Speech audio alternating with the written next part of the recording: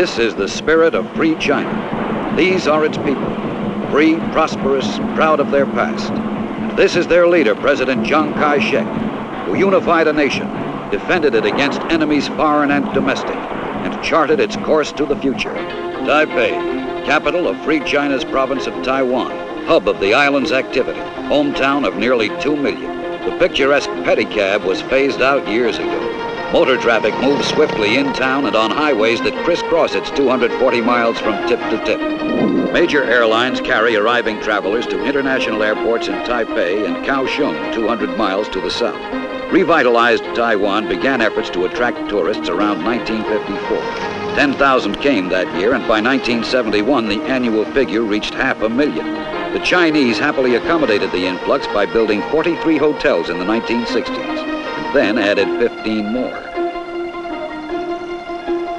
In Taiwan, there are shops for bargain hunters who insist on haggling, and bargains for shoppers who seek native-made handicrafts rather than watches from Switzerland or cameras from Japan. For Taiwan is China, the place for wood carvings, ceramics, coral jewelry, and the traditional qipao, the dress with the eye-catching slit up the side of the skirt. Although Taiwan has 3 television networks, movie making is still a major industry.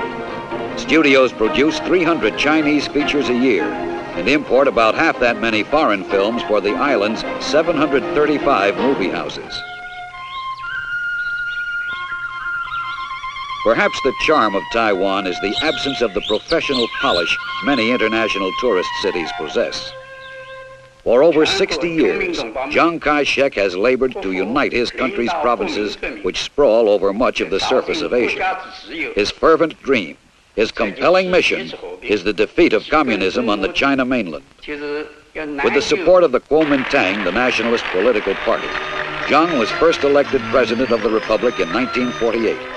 He retired after less than a year in office, was re-elected in 1954, and for 2 successive terms since then. By design in the early 1950s, Taiwan began its climb in economic and social progress on the farms. Instead of building steel mills, they made steel plows. The formula was simple: create self-supporting farms. Next, build light industries for local needs.